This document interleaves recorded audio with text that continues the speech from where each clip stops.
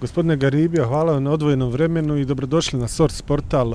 Evo danas ćemo malo razgovarati o glavnom gradu Bosne i Hercegovine. Sarajevo oduvijek nekako privlačno turistima, bez obzira u kakvoj se poziciji i u kakvom sistemu mi živjeli. Prvo vam hvala i ja vas ovdje sam u dobrodošlici, ja sam savratnika pa smo ovdje nedelj na tim bratičkim bedajima i zidovima i tabijima, odnosno topovima na posjeti na ovom vašem lijepom uvodu. Pa gledaj nešto, šta ću ti kazati, Sarajevo je lijep grad. Koga poznaje, taj ga i voli. Ko voli taj ambijent mahalski, mi smo mahalski grad, ipak ko Mostar. Razvijeno je to sve u Mahale, sad je to nekako zbile su se sve te Mahale, pa je to sad sve malo drugačije, ali taj temperament Sarajevija i taj temperament njihovog sarajevskog govora, ta dobronamjernost koja nas prati i taj vedar osmijeh koji imamo, koji je već Evlija Čelebija, i putopisci svi, pa Evlija Čelebija govori da su Sarajevije od prije pa do danas mole goste, odnosno musafire. I zato je ono specifično je zbog svoga cijele te kotline, kako ona to izgleda među tih olimpijskih planinama i jedan od rijetkih gradova u svijetu gdje glavni grad jedne države izlazi tačno iz kanjona Miljacki. To je ta ljepota Sarajeva koja je... Možemo reći da je infrastruktura ta koja privlači turiste u Sarajevo. Spomenuli ste Mahale, moram vas pitati da li Mahale vremenom gube svoj taj izvorni oblik? Pa prvo, ovo smo rekli oko te kotline, ona je jako interesantna. Zato je, sad naravno uz neke svoje istorijske činjenice, ona daje još veći ta djela koja su nicala ovdje, kroz te periode daju posebnu draž. A kad govorimo o Mahalama, one pazi, brend Mahale se namjerno gasio jedno vrijeme. Zato što je bio vezan malo za više patrijarhalni pristup. Ali su nekako uspjeli ove stare malace sačuvati koliko toliko, mada je to sve izgubljeno na drastičan način i promijenjeno je. Nije to samo, te su prve već od 60-ih krenule u Sarajevo, a ovo već posle agresije na Bosnu i Hercegovinu došlo je do znatnih promjena. Koliko se Sarajevo promijenilo u posljednjih 25 godina? Gledaj nešto. Globalno Sarajevo se nije promijenilo globalno, znači infrastruktura, imamo tu kotlinu sačuvano koliko toliko tog zelenila, Mahale su poprilično, one su poprilično na određen način pokušane spašavati. Međutim, tranzicija Sarajeva iz ovog sistema je teško podnesena za razliku recimo od Zagreba. Mi u tranziciju koju smo imali u političkom sistemu, pa imali smo taj težak rat, agresiju ovdje na Sarajevo i opkoljenje oko Sarajeva, to dosta tih žalošenje porodica bilo, dosta je boraca, tu poginulo stanovništva. Mi nismo nekako iskoristili to da uredimo Sarajevo onako kako je trebalo biti uređeno. Ja to volim obično kazati onako kako je Zagreb radio. Da. Koliko su te infrastrukturalne promjene uticale na promjenu same strukture stanovništva koja danas 100% živi u Sarajevu? 100% nama se 100% je došlo do promjene. Moramo kazati, jedan dio gradskog svijeta je tokom agresije ili u agresiji napustio Sarajevo. To je bio urbani svijet, dosta školovan. I to je bilo to Sarajevo posebno multinacionalno, da je to izmišljano. Desilo se to što se desilo. Međutim, nama se dogodilo to da ovi koji su malo i sad mi možemo kazati čovjek koji se rodi u Sarajevu, koji živi u Sarajevu, koji jednu noć provodi u Sarajevu, on je već Sarajevljan na određen način. Ali nije tu svoju baštinu, svoju sarajevsku htio da uđe u nju i naravno došlo je do drastičnih promjena i razlika. I taj dio stanovništva koji je danas u Sarajevu, to su Sarajevlije, nisu se snašle, odnosno mora znati ovo, Sarajevo prima adete drugih ljudi, Sarajevije su takvi. Ovo samo da ti vratim u istoriju, kada je dio bijeg iz Srbije, današnji iz Kraljeva, iz Bošnjaka, odnosno muslimana, tadašnji, oni su govorili ekavski, puno je mu Sarajevija primilo taj ekavski. To je takav mentalitet Sarajeva, isti je dobrodušne namjernosti, To je ono, primi te osobine i mi smo nekako se taj svijet uklopio u taj neki... Znači svi se mijenjamo, generalno. Generalno pravo si, došlo je do promjena. Nismo više ti ljudi koji smo bili. U svakom smislu. Prvo, u moralnom. To mora da znaš. Nisto. Druga stvar, nismo ni u... nismo u tom emocionalnom. Ne pratimo te trendove. Ne vodimo, nismo ni u kulturnom smo se promijenili. Imamo tu sreću, tog turizma malo se naletilo i to je sreća od Sarajeva. Ali smo se i mi sami, kako se Sarajevo mijenjalo, i mi se sami smo promijenili. Etički i moralno po svaku cijenu. Nisu to Sarajlije onog, nije to Sarajevo ono priješnje Sarajevo. Ili ono kako u ratu bilo, svi za jedno, jedan za sve. Sve je to interesne sfere, sve je to novac pokvario, materializam. Sistem, kapitalizam je jako težak kad dođe do tranzicije jedne socijalističke zemlje u kapitalizam. A kako bi mogli opisati evo u jednoj riječi jednog Sarajliju koji danas, ili čovjeka, da ne kažem Sarajliju, sami ste rekli da se mijenjamo, da smo se iselili, neki su tu ostali, ali kako bi mogli opisati čovjeka koji živi u Sarajevu? Mogli bi ga generalno popisati kako bi trebalo, a kako sad izgleda, evo kako. S obzirom na sve te osobine koje ste malo prije... Možemo kazati da je prvo pod jedan, ovi koji živi danas, svi koji živimo u Sarajevu, koji smo Sarajlije, mi smo generalno hrabri ljudi. To je jedan i to je genetika. I to je takva klima, takva je voda. Pijeći ti tu vodu, ti dobivaš tu.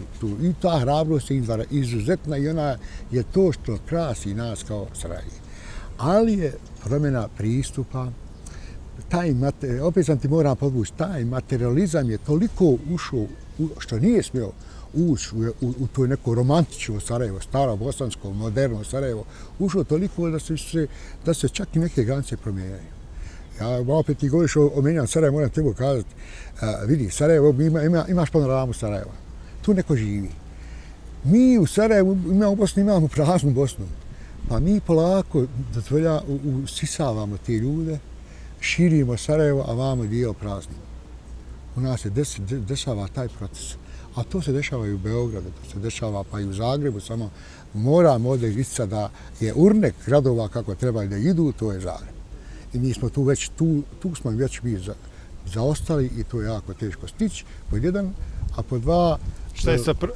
Opet ću ponoviti, izvinite, šta je sa pravim Sarajlijama od prije tih možda ratnih doba koji su živjeli? Mnogi su se iselili. Pa gledaj nešto, ljudi, vidiš nešto, imaš jedan trend iseljavanja koji je omladini današnji. To je normalna pojava zbog posla, zbog pozicije.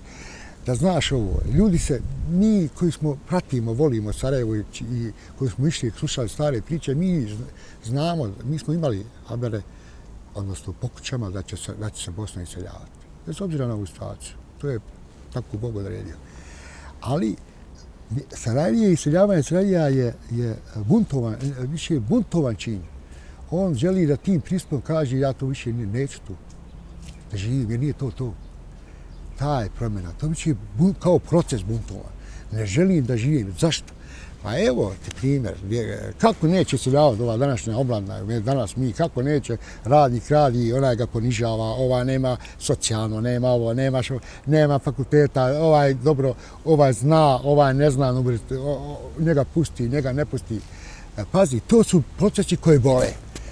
Posebno oni ljudi koji su živjeli u tom nekom sistemu, kakav je bio, hvala Bogu da je bio, da pošteno kažem, ne bi znali za bolje da toga nije bilo, a da je ne bi znali za bolje. I taj dio je to već više buntovna stvar, neće više živimo ovdje. I ljudi koji se nisu vratili u Sarajevo, to je više buntovno. Neće, jer vidio je promjenu. I mi, Sarajlije, smo se promijenili. I mi smo prihvatili osobine, oni koji su došli da malo nas prvo, mamo reći, da nas uči nekoj kulturi koja nije naša. Nemaš ti više musafira, nemaš gostiju, ti imaš turiste. Ko je danas rekao, ti si danas moj gost? Pravilo Sarajlija je bilo, ko svi gradovi su pretežno muslimani bili, svaka kuća imala svoju musafirsku prostoriju, mimo konaka, sa karavama, gdje su besplatno dolazili ljudi. Po 3 dana ne smiješ da pitaš nikog, malte ne, koliko ćeš ostati. Tek treći dan imali pravo. To je donijelo Sarajevu taj glas, europskog Sarajevu, kako Ivo Andrić kaže. To Sarajevo je ostavilo traga u čitavoj Europi, zato je bilo interesantno i Beču.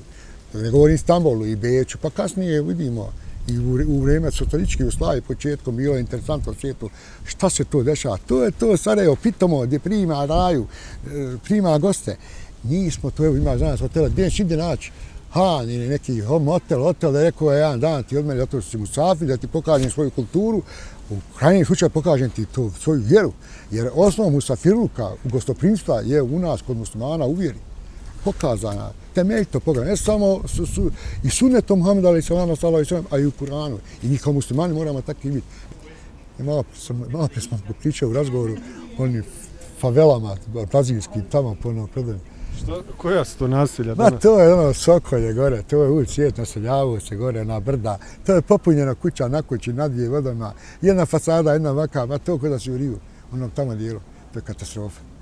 Ali ti ljudi nisu krivi, oni došli su u Sarajevo, jer Sarajevo treba da primi ljude. Vlast treba da brine o tim ljudima koji su stigli. Kako smo brinuli o tim izbjeglicama kada je bila 92. 93. Tako se treba brinuti o tim. Ako ga ne mješ urbanizam, onda ga nauči. Ako ga ne mješ nauči, onda ga kažnjavaj. Primjera radi ti, moram ti samo kazati jedan dio iz istorije. Austrujanci. Kako bi mogli kažnjavati prije toga? Prije toga kažnjavati. Kako bi kažnjavali ako se ne mogu prilagoditi urbanizmu? A nema ga u gradu, ne možeš da živi, pa točno to kažem. Austrija to nije davala.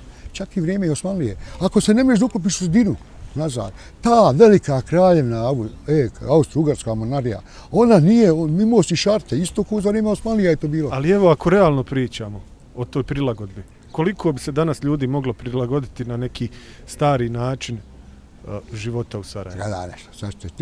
Nema, ti si rekao lijepi stari način, mislimo mi na modern stari način, to je to. Da su ovom vremenu. Taj dio je malo, međutim. Sa edukacijom i primjerenim vremena sve je to drugačije. Nećeš ti onda mene vidjeti kako ja bacim cigaru nekulturno, ja je nekulturno, ali bi ja bio kažnjen za to. Druga stvar, u komšiluk, ako nisi kako treba, komšije kaže ovaj nam ne odgovara. To tako bilo za vrijeme Beča, Austrije. Tako bilo i Osmanlija, bio su carine, ne može ući u grad. Ne da ući, on ga potpiše kad će izaći iz grada. Zato je Sarajevo imao svoje carine. Te carine su kasnije pretvorene u maltarne za Austro-Ugarske, kad je Austrija bila. I ne može ući svak u grad da živi. Za u grad treba biti urban čovjek sposoban, radan, ne da je gazi preko mrtvi, nego da te ljude koji su, da bude susretljiv i da bude on sa ranijama urne kako treba živjeti. Tako je bilo to prije. On dođe u Sarajevo i postane, kada se desi, on postane urnek građanima Sarajevo kako čovjek jedan treba da živi. On postane faktički ti su ljudi pravili Sarajevo. Dođu u Sarajevo, donesu svoje, urbaniziraju se, prihvate u okolinu, prihvate način života i onda postaju primjer i onda su postali vakli. Postaju primjer nama koji mi od danas njima pričamo. Nažalost, danas je to sve drugačije. Danas je više loših primjera, nažalost. Danas je Vama, gospodine Garibija, hvala na ovo. Moglo bi se razgovarati, zaista imamo dosta primjera, kako onih što se tiču infrastrukture, tako i ovih što se tiče strukture stanovništva, ali evo mi smo takvi s vremenom. Hvala na ovim pitanjima, krasnih postavljanja. Ja samo moram ti kazati da nismo mi toliko ni govorili pesimistično, ali moramo biti optimisti, to nam je uglavnom naša i vjera, ali činjenično stanje je vedo.